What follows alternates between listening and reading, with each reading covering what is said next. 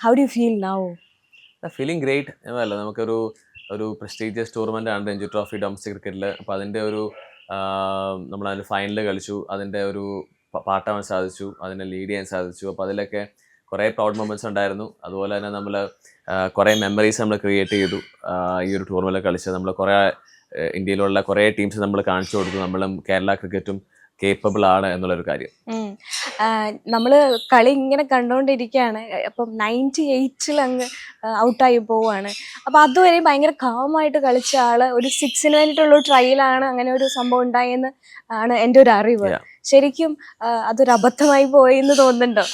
അബദ്ധമല്ല, ക്രിക്കറ്റിൽ ഇതാണ് ഒരു പാർട്ട് ആൻഡ് പാഴ്സലാണ് നമ്മള് ഔട്ടാവുന്നതും എല്ലാം, ഷോട്ട് അടിക്കുന്നതും എല്ലാം. പക്ഷേ ആ ഒരു സമയത്ത് എനിക്ക് കുറച്ച് കൺട്രോൾ ചെയ്യായിരുന്നു. പക്ഷേ നമ്മൾ ആരും ഔട്ടാവാൻ വേണ്ടിയിട്ടല്ല നമ്മൾ ഓരോ ഷോട്ടും കളിക്കുന്നത്. പക്ഷേ ആ ഒരു സമയത്ത് ഒരു ബ്രേക്ക് ഫോൺ മൊമെൻ്റ് ആയിട്ടാണ് ഞാൻ എപ്പോഴും ആ ഒരു ഇതിനെ കാണുന്നത്. നമ്മളെല്ലാവർക്കും അതിൽ വിഷമമുണ്ട്. എനിക്ക് പേഴ്സണലി അപ്പം കണ്ടുന്നവർക്ക് അത്രയും വിഷമം ഉണ്ടെങ്കിൽ അപ്പം എനിക്ക് നിങ്ങളുടെ അവസ്ഥ ആലോചിക്കും എന്തോ വിഷമം ഉണ്ടായി കാണും എന്നുള്ള കാര്യം. പക്ഷെ അതൊക്കെ ഒരു ഗെയിമിന്റെ പാർട്ടാണ്. അത് വെച്ച് നമുക്ക് ഒരിക്കലും, കാരണം the game must go on എന്ന് പറയുന്ന പോലെ ഇറ്റ് ഷുഡ് ഗോ ഓൺ. അപ്പൊ നമ്മള് ക്രിക്കറ്റ് എന്ന് പറയുന്നത് ഇതൊരു നെവർ എൻഡിങ് ഒരു ചാപ്റ്റർ ആണ്. സോ എവറി ഡേ നമ്മൾ അത്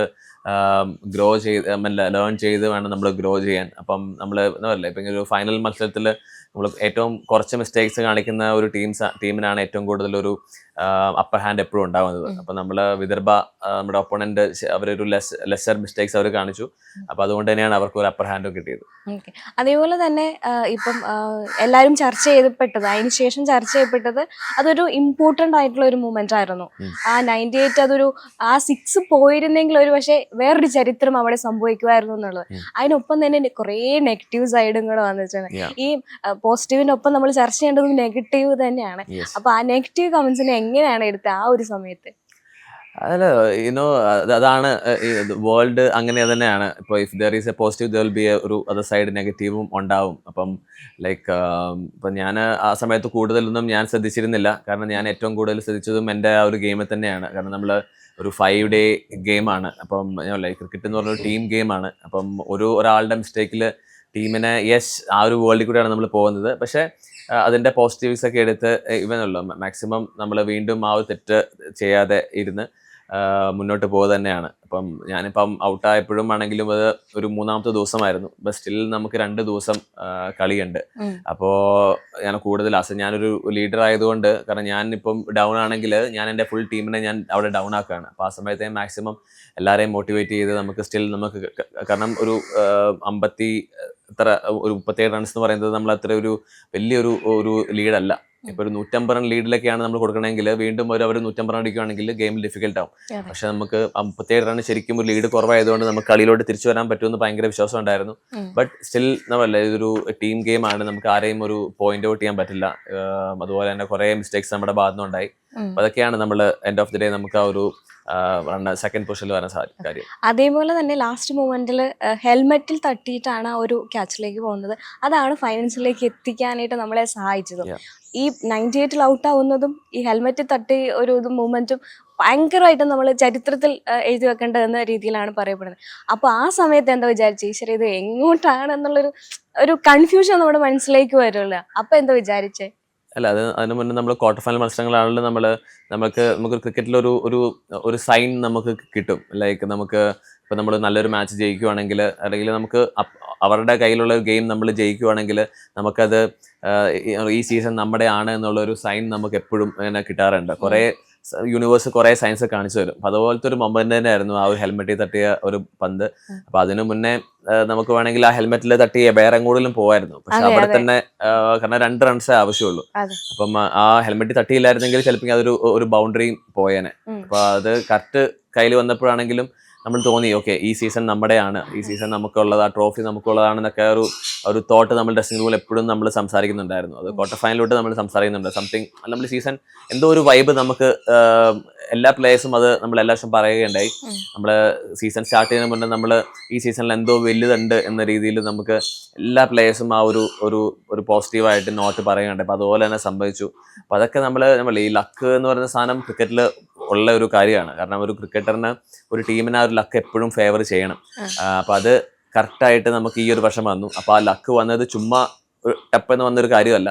അത് കുറേ വർഷങ്ങളായിട്ട് നമ്മുടെ കേരള ടീമിന്റെ ഒരു എഫേർട്ടിന്റെ ഫലമായിട്ടാണ് ലക്കൊക്കെ നമുക്ക് വന്നത്.